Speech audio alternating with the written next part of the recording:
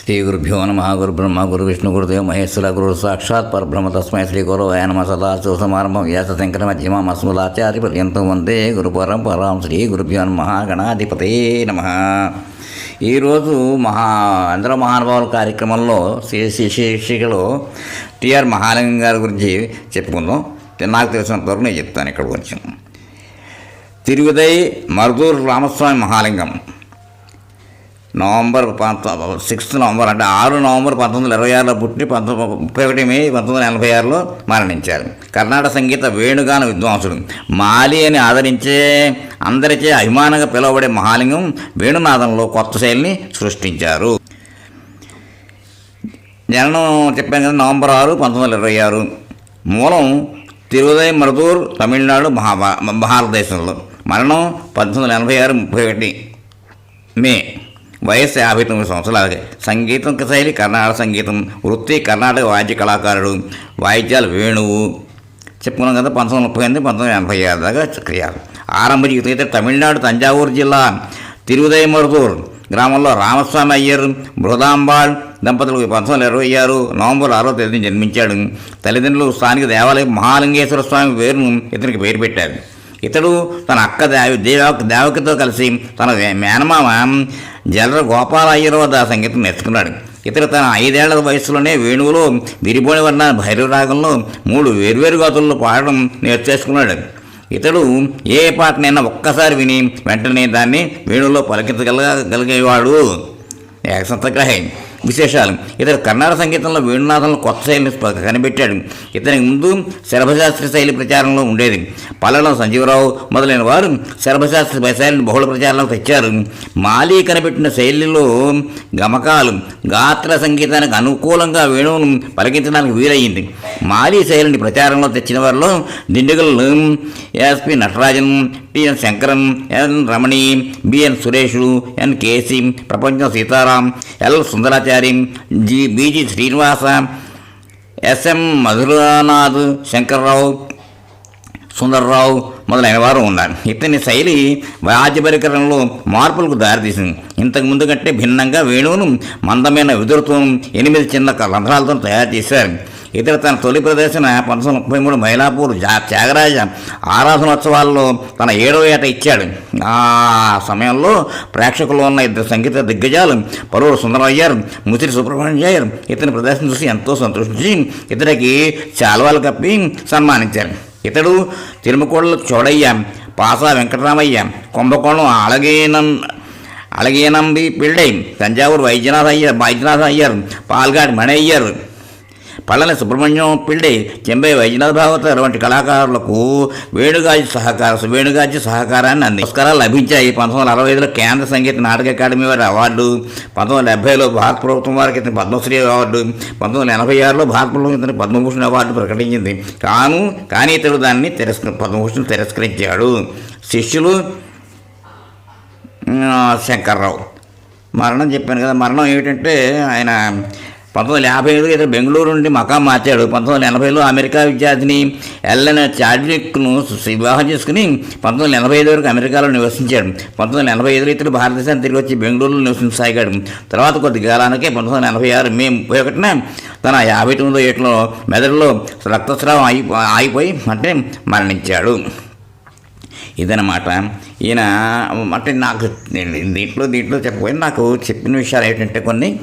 ఒకసారి అంటే తోటలో ఉండి ఫ్లూటు ఈయన ప్రాక్టీస్ చేసుకుంటున్నట్ట. అక్కడ జమీందార్ గారు చాలా ఉన్నాయి చాలా పొలాలు విని ఆ వాయిస్తుంటేట ఆ జమీందార్ గారు మైమర్చిపోయేది విని. ఎవరు ఇంత బ్రహ్మాండ కృష్ణులా వాయించేస్తున్నాడు, అతనికి ఏదో భావన వచ్చేసింది. అంతే, అలా ఉండిపోయి నీ పేరేమిటమ్మా ఎక్కడుంటాయని చెప్పంటే సరే అని చెప్పేసి వెంటనే అన్నట్ట, నీకు ఇది రాసేస్తున్నాను రోజు నాకు వినిపిస్తూ ఉండని చెప్పేసి అన్నారని చెప్పేసి అంటే అంతలాగా ఆయన చేసుకున్నాడని అది ఆయనకి రాసిచ్చేసాడు జమీందార్ గారు అని చెప్పుకునేవారు. ఇందులో సత్యాసత్య నిజాలు నాకు తెలియదు, కానీ నేను విన్న మాట మీకు చెప్పాను. ఇంకో పాయింట్ ఏమిటంటే, నేను ద్వారం వెంకటనాయుడు గారు కూడా చెప్పాను అనుకుంటున్నాను, అక్కడ దాంట్లో చెప్పాను. ఇక్కడ ఏమైందంటే ఈయన్నే అప్పుడు చెప్పాను సరస్వతి గానసభ కాకినాడ వాళ్ళు పిలిస్తే ఆ కచేరీకి వెంకటనాయుడు గారు అనుకున్నట్టు ఏంటంటే చిన్నపిల్ల ఎట్టవాడు ఎలా వయసు తెలియదు, వాడికి ఏమో పాడతాడో తెలీదు, పిల్లాడు కదా, కోలంక వెంకటరాజు గారితో మృతం ఇష్టం ఇంటే అన్నట్టు ఆయన.